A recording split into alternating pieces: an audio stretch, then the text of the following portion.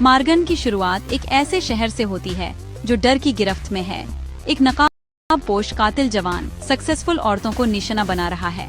हर victim एक theatre वाला mask और एक रेयर जहर के साथ मिली है, जिससे पुलिस हैरान है और पब्लिक डरी हुई है।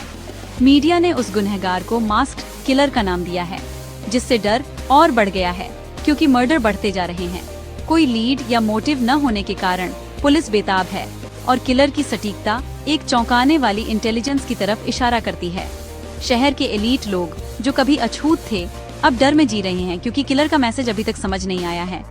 इस अफरा तफरी में हमारा प्रोटैगनिस्ट आता है, एक डिटेक्टिव जिसका अपना एक दर्दनाक पास्ट है, जिसे इस मिस्ट्री को सुलझाने का काम सौंपा गया है। एक हाई स्टेक्स इन्वेस्टिगेशन के लिए स्टेज तैयार है, जहां हर क्लू जिंदगी या मौत का मामला हो सकता है।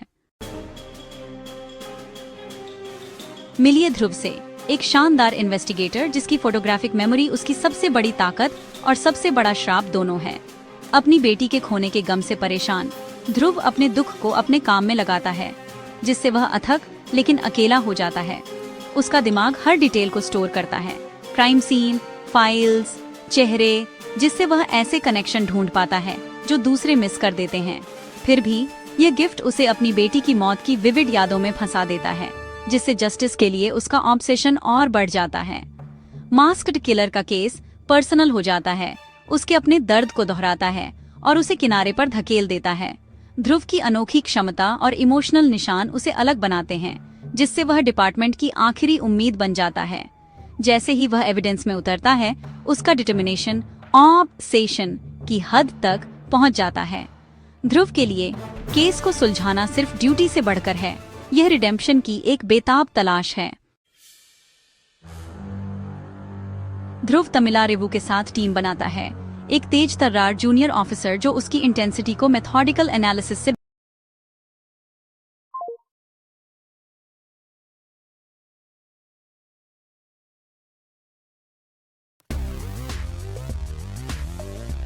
मार्गन की शुरुआत एक ऐसे शहर से होती है जो डर की गिरफ्त में है।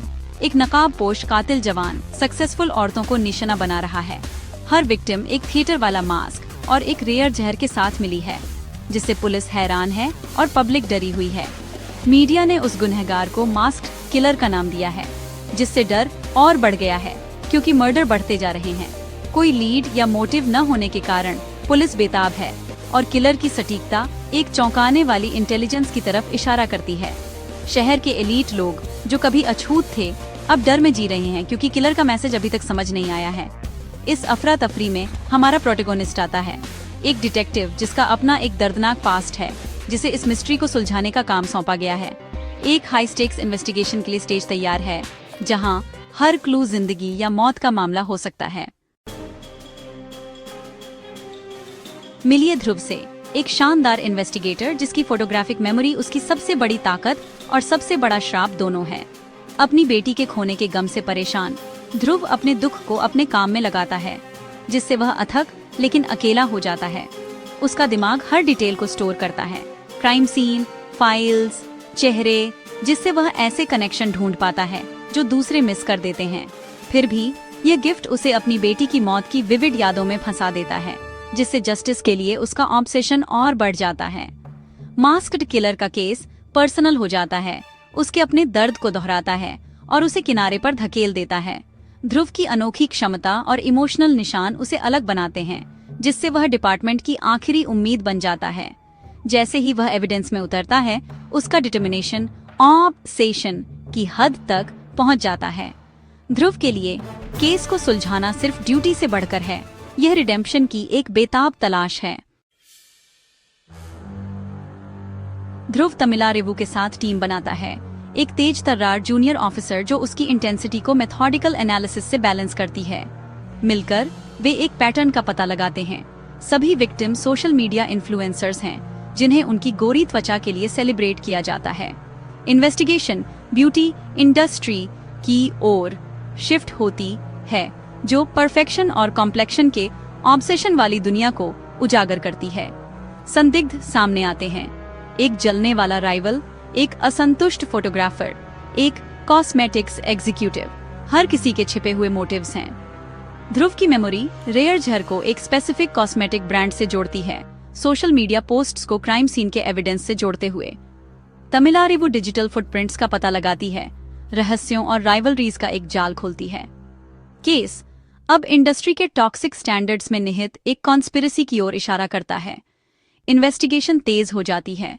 ध्रुव की मेमोरी और तमिलारिवु की टेक स्किल्स सच्चाई के करीब पहुंच रही हैं। कॉस्मेटिक्स पर ध्यान देने से एक गहरा मुद्दा सामने आता है, कलरिज्म यानी सांवली त्वचा के खिलाफ भेदभाव। विक्टिम्स सभी स्किन लाइटनिंग ब्रांड्स के चेहरे समाज के गोरी ब्यूटी के प्रति ऑब्सेशन का प्रतीक हैं। ध्रुव को शक है कि किलर का मोटिव इस बायस के खिलाफ एक अजीब विरोध है, जो सेलिब्रेटेड चेहरों को मिटाने के लिए मास्क का इस्तेमाल कर रहा है। मिलिए मेघा से, एक शांत आर्ट स्टूडेंट और लैब वर्कर, जिसकी उदासी एक छिपी हुई कहानी का संकेत देती है। ध्रुव को एक टैलेंटेड सांवली मॉडल के बारे में पता चलता है, जिसे इंडस्ट्री ने गोरे साथियों के पक्ष में अपमानित और रिजेक्ट कर दिया था। इन्वेस्टिगेशन से पता चलता है कि किलर का गुस्सा सालों के भेदभाव और दर्द में निहित है। मर्डर उस सिस्टम के खिलाफ बदला है जो उन लोगों को बर्बाद करता है जो उसके आदर्शों में फिट नहीं बैठते। फिल्म दर्शकों को ब्यूटी स्टैंडर्ड्स और प्रेजुडिस की असली कीमत का सामना करने की चुनौती देती है। सच सामने आता है, मेघा ही वेनिला है, वही सांवली मॉडल जिसे लगातार अपमान ने हत्यारा बना दिया। फ्लैशबैक में उसके एक उम्मीद भरी आर्टिस्ट से एक बदले की भावना वाली किलर में बदलने का सफर दिखाया गया है, जो अपने केमिस्ट्री स्किल्स का इस्तेमाल करके जहर बनाती है। उसके विक्टिम्स रैंडम नहीं थे, वे वही औरतें थीं जिन्होंने उसका मजाक उड़ाया और उसे बाहर निकाला था। मास्क ने उनसे उस सुंदरता को छीन लिया जिसे समाज महत्व देता था, मौत में एक स्टेटमेंट बनाते हुए। एक तनावपूर्ण मुकाबले में ध्रुव वेनिला के दर्द को पहचानता है, लेकिन उसके एक्शंस को सही नहीं ठहरा सकता। कहानी वेनिला की दुखद आत्महत्या के साथ खत्म होती है, जिससे ध्रुव को कोई जीत का एहसास नहीं होता, सिर्फ दुख। मार्गन कलरिज्म और सतही मानकों की क्रूरता की एक तीखी आलोचना के रूप में समाप्त होती है।